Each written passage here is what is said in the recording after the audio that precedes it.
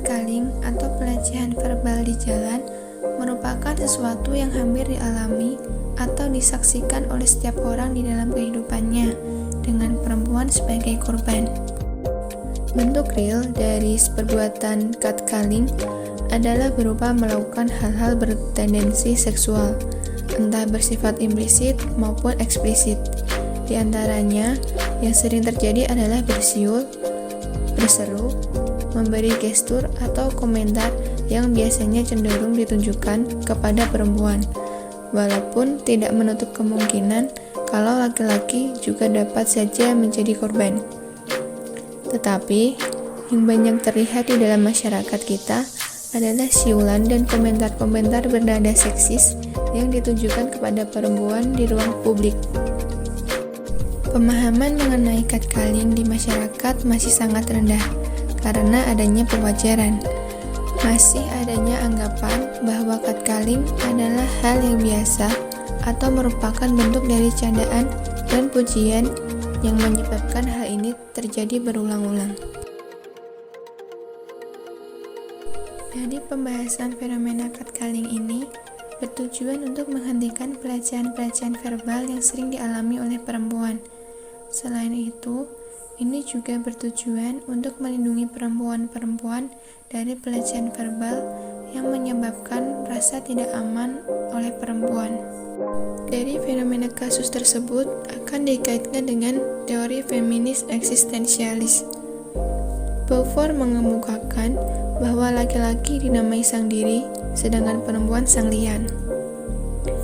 Dalam upaya mendefinisikan perempuan sebagai lian, feminis eksistensialis Beaufort tidak terlepas dari kritik mengenai data biologi, psikoanalisis, dan materialisme sejarah. Data biologi menjelaskan bahwa adanya fakta-fakta mengenai perempuan yang lebih lemah daripada laki-laki. Menurut Beaufort, ilmu biologi tidak cukup memberi jawaban mengenai perempuan yang dianggap lian.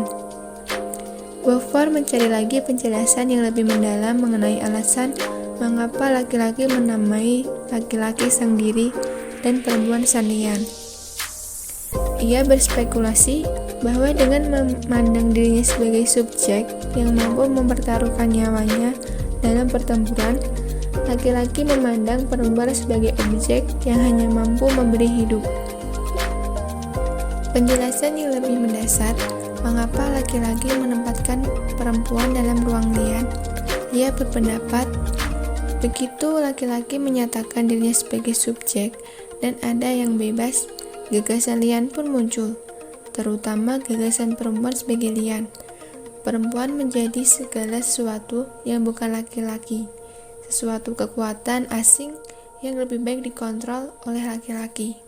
Fenomena catcalling yang pernah dialami hampir sebagian besar kaum perempuan, hal ini sering terjadi di ruang publik, entah itu di halte bis, stasiun kereta api, pinggir jalan raya, maupun kompleks perumahan.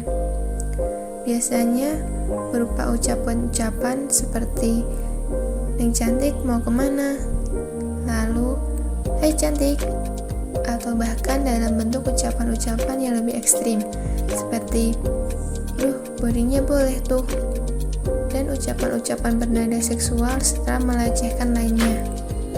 Dan bila perempuan yang menjadi target catcalling sedang menggunakan hijab serta pakaian tertutup, ucapan-ucapan yang dilontarkan juga serupa, seperti "Assalamualaikum ukhti, mau kemana?" Dan biasanya ucapan-ucapan tersebut diikuti oleh tatapan yang bersifat melecehkan dan membuat perempuan merasa tidak nyaman dan aman, serta membuat perempuan menjadi merasa kehilangan harga dirinya sebagai manusia yang sedang menunjukkan kebebasan berekspresi. Walaupun hal-hal tersebut sudah sangat sering terjadi, bukan berarti kita dapat memaklumi tindakan tersebut.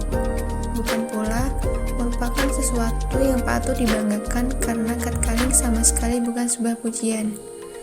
Bila melihat fenomena ini melalui sudut pandang feminisme eksistensialis, perempuan diperlakukan sebagai objek dan diperlakukan sebagai manusia subordinat di bawah laki-laki.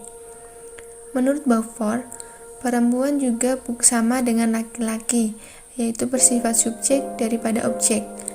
Perempuan juga memiliki hak yang sama dengan laki-laki untuk mewujudkan kebebasan berekspresi dalam kehidupannya, termasuk dalam hal berpakaian. Sangat tidak tepat bila fenomena catcalling menyalahkan atas pakaian yang dikenakan oleh perempuan, karena pada kenyataan, perempuan berpakaian tertutup pun masih mendapatkan catcalling. Sebagai korban, perempuan harus berani untuk melawan ketika mendapatkan catcalling.